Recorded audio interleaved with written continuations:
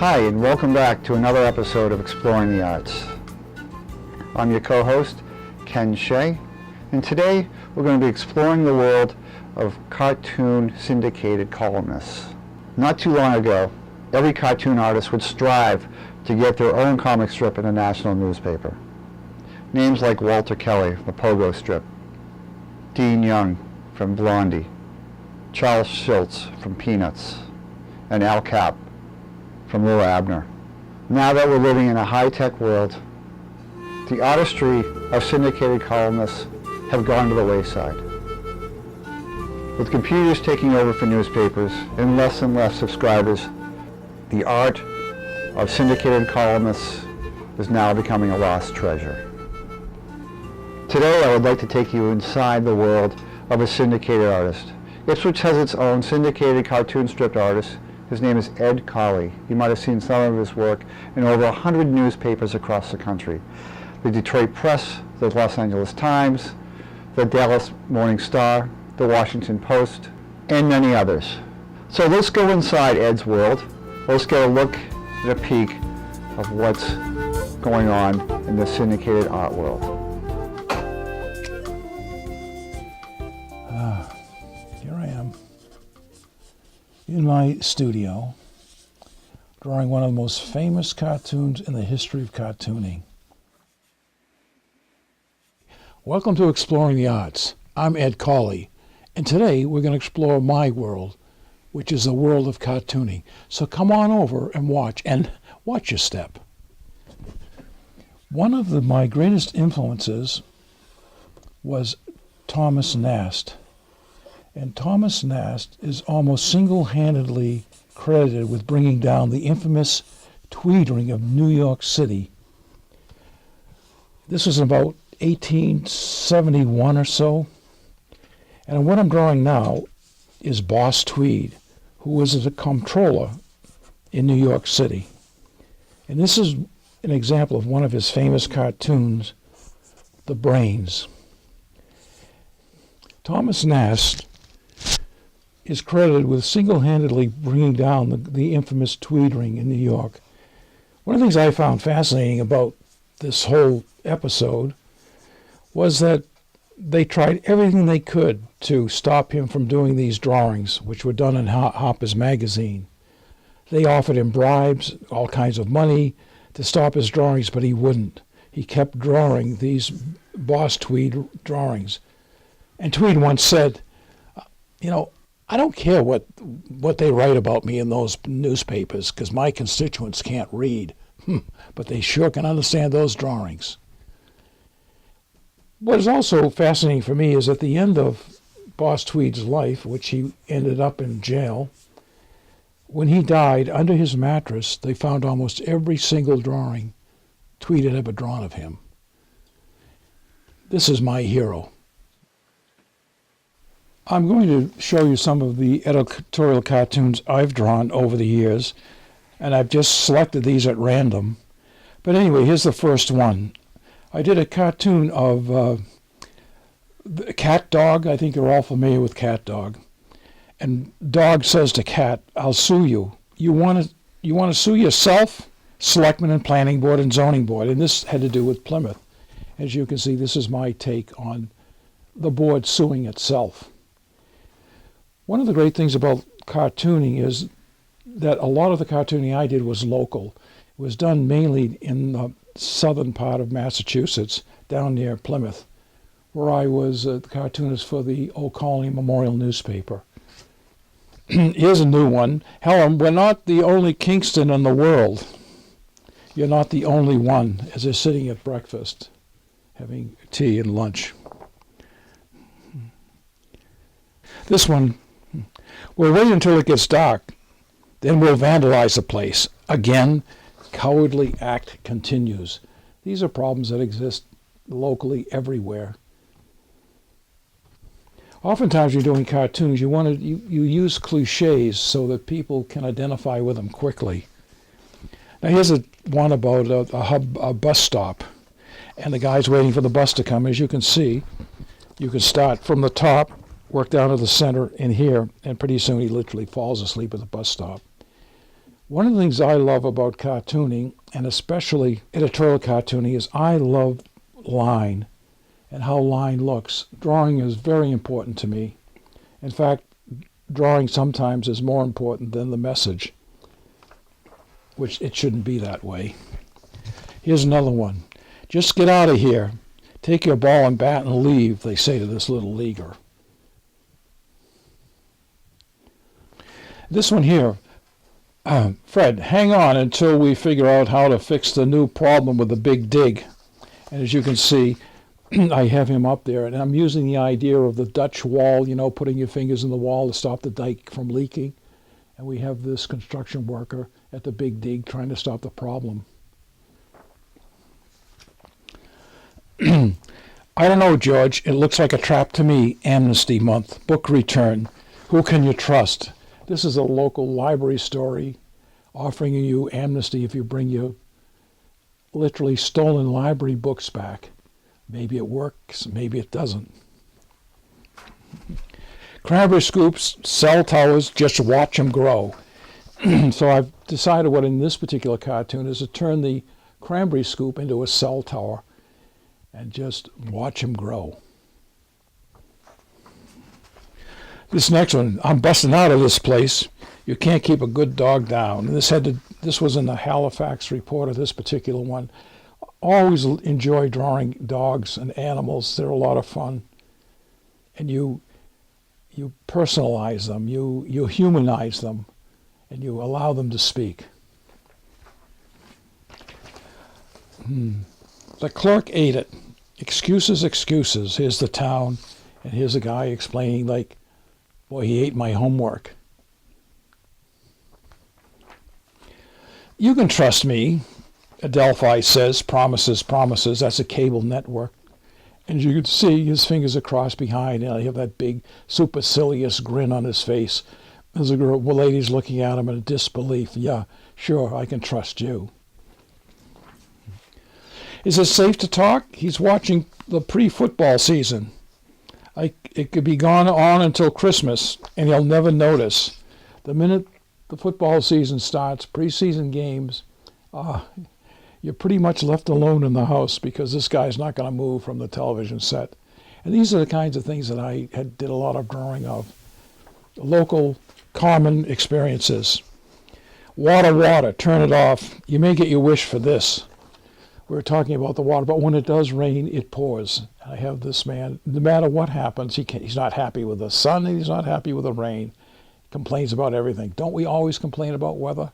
That's sort of a common denominator.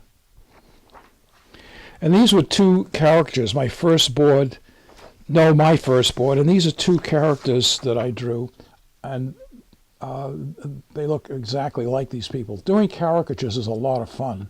I'm going to show you some caricatures next. But as you can see, you exaggerate features.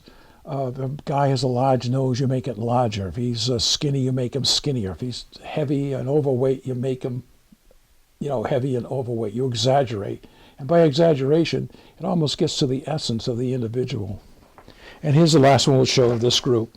Hey man, you're in my space. There's only one room for one of us. Master plan, strategic planning committee, as they're trying to be superheroes.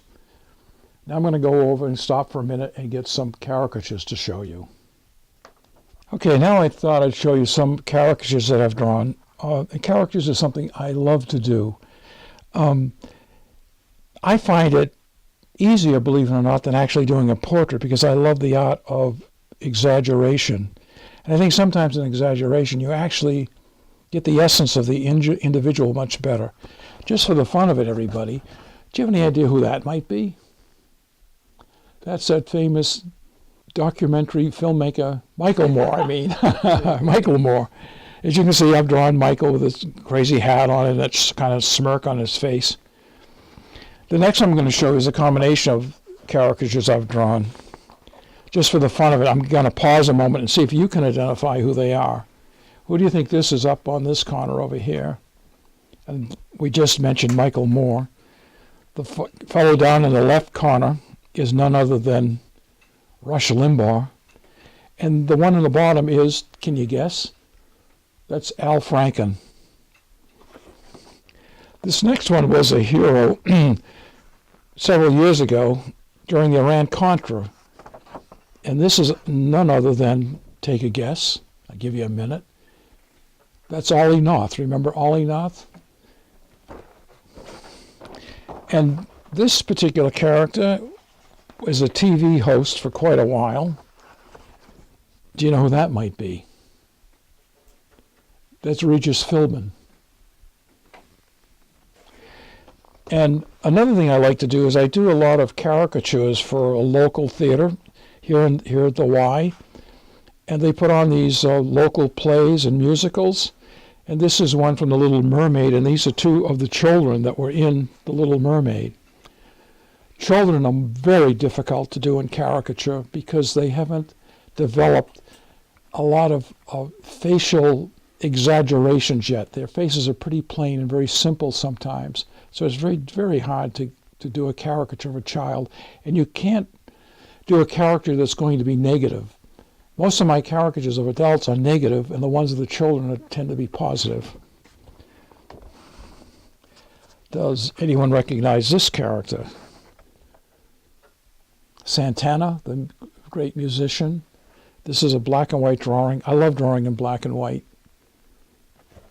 And the next person is, you know who that is? I can't remember his name right now, but he was a financial wizard, I guess. And this one here is an interesting story. This is, of course, Michael Dukakis. Several years ago, when he was driving in a limousine down in the South Shore area, the state police stopped the limousine, and they realized that the governor was in the back of the car. They did not issue a ticket to the governor. The radio station down there got a hold of this story, and they asked me to do a caricature of the governor. And I did, and they blew it up really big, and they passed it out to everybody, so anybody who didn't want to get a ticket would have the governor driving in the backseat of his car. And this is the caricature that sat in the backseat of cars. It made the Time magazine, which was kind of fun for me. And this next caricature is someone who was a lot of fun to draw. Do you all recognize Don Imus? Talk show host who's quite influential and a lot of fun to draw. He has this long, narrow face and long nose and wears these cowboy hats, and so I exaggerated that. This next one, I bet everybody knows who this is. Who is that? That's the great Babe Ruth that I did a caricature of. He had an amazing face. He didn't look like a baseball player, did he? He was very chunky and heavy and overweight, and he was one of the greatest ball players of all time. And this next caricature is a woman I did for the Swimmer magazine. And I do these portraits every month, or caricatures every month, of people who work at the magazine. And this is another children's caricature I did of a little girl named who played in Annie. And that's it with the caricatures. And this would be the last one here. This is an example of the theater caricatures that I've been doing. And these are also young children. And this is a brother and a sister who were in this particular play. Okay, now we're going to move on to the cartoon strip. What we have here is the syndicated strip called Suburban Cowgirls, which incidentally was drawn by me and written by Janet Alferreri. We co-authored this strip. The main characters, Darlene, who is the dark-haired woman, and Maxine, who is the blonde. Maxine was single and had 2 children. Darlene was married with a very fat, overweight husband who cared more for his dog than he thought of her. Anyway, those are the main characters. And as you can see, here they are at the beach. "What are you reading?" says Maxine. "A sleazy romantic novel," says Darlene. "Hot flowers. Wow, aren't you afraid you'll look shallow? Not while you're holding that reflector under your chin. Now, one of the things that's interesting about doing a cartoon strip like this top panel here was considered throwaway panels, so we had to work it so that you had a beginning and an ending. This is a gag up here. Many newspapers wouldn't print the whole piece. They'd only print part of it.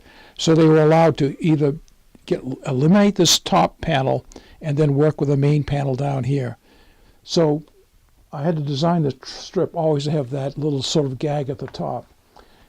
There we see Max and Darlene at the beach. Darlene, she says, what does that guy have such a great tan except on his face?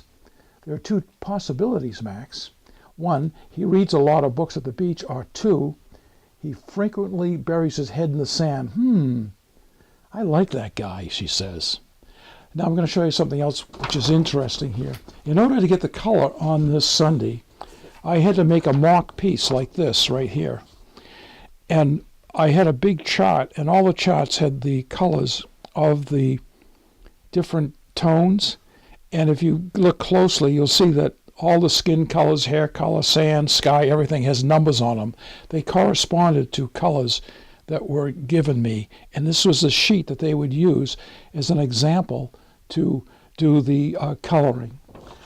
This is another very fascinating piece. I only have one or two of these. I wish I had more. This is how the strip was put together. You have a blank paper here, and then you have one color placed on, which is the yellow, and you can hardly see it. And then the red or magenta is put on next. And then the blue is added, and you have an image like this. And then finally, the black sheet is laid over, and voila, the strip. I think it's a lot of fun to see how they were put together. Okay, now I'm going to show you one more Sunday. And this Sunday is, the top throwaway panel is, to your health, and to universal care is their clinking glasses. Now the body of the cartoon is, I hate Sundays, says the waitress behind the bar. The only thing on TV is sports, sports, sports. No soap operas, no talk shows, just sports. Well, you could shut off the TV and have an intelligent conversation about current events. Wait, it'll be football or baseball? Baseball, less intrusive. What's on PBS, says Darlene, who is always the sort of intellectual one. And here again is an example of the color chart that was used to put this together. As you can see, the barkeeper has gorgeous red hair. I always loved drawing girls, and as the thing progressed, the characters of Darlene and Maxine changed over the period of a 10-year period. They got more sophisticated and I think even prettier than they were in the original drawings. Now I'm going to show you some dailies.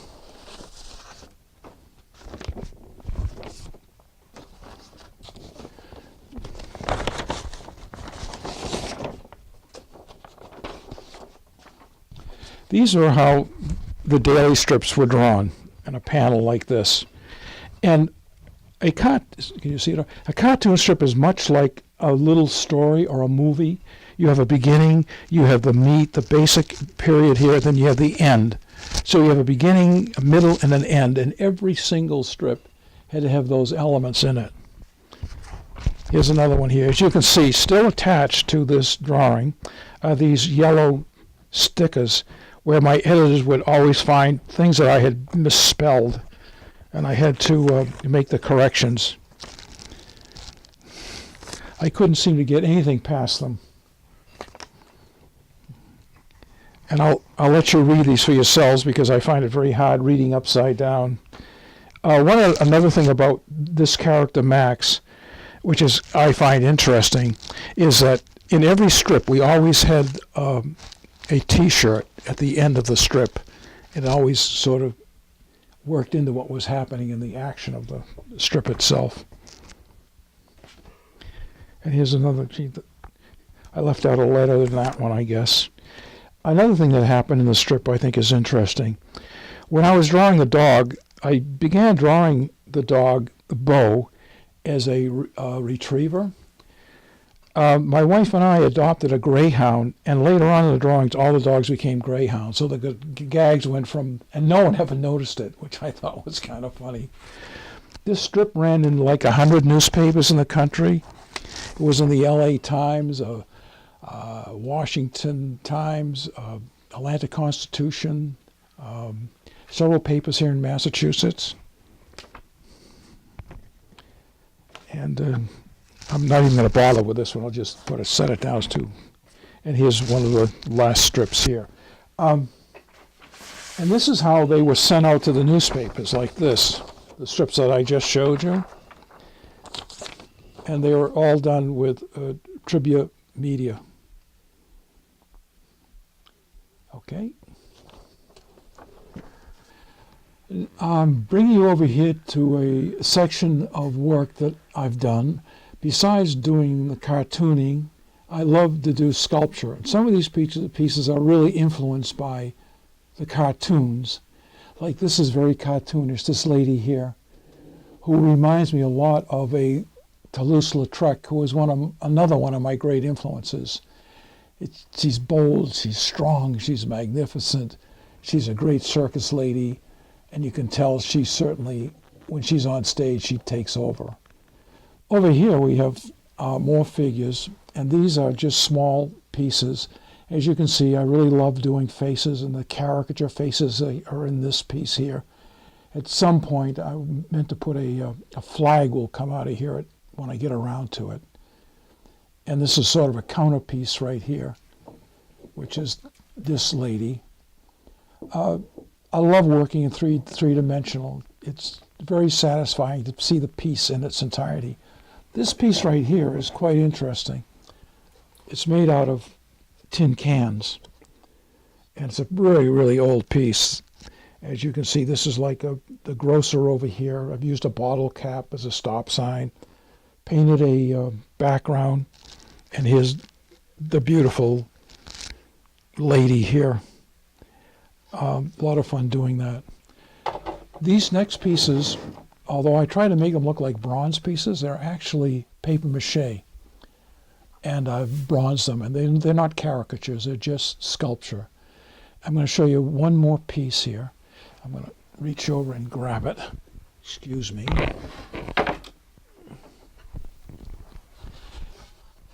And this is a piece that I did many years ago as well, and it's made out of plaster Paris.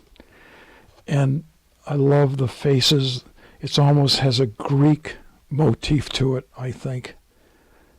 And I think it's one of my better pieces, and it's realistic. Well, that's it for the sculpture. I have one more piece that I want to show you, and I think I might have saved the best for last. We're going to have to go over to the other side of my studio to take a peek at it. Ladies and gentlemen, I now present to you the Flying Spamonis. As we can see in the trapeze, Rosa Spumoni is getting ready to make the great transfer, better known in the circus world as a double flip, fly-high catch. We get up close to get a close-up of Rose before she starts her death-defying tumble in the air, being caught by none other than her famous father, known in the business only as Papa Spumoni. And here's Papa Spumoni now, as he's getting ready and prepared to catch his daughter in one of the most death-defying acts of all time. As we move back, we can see Papa Spumoni has the ankles of Luigi Spumoni, Rosa's brother. This act has only been presented once, and now, ladies and gentlemen, without further ado, and with much acclaim and excitement, we want to present to you the Flying Spamonis as they get ready for that death-defying act. I want to thank you all for coming into my studio and letting me show you what is probably one of the most important things to me, which is cartooning. So until next time, welcome to Exploring the Arts. Thank you.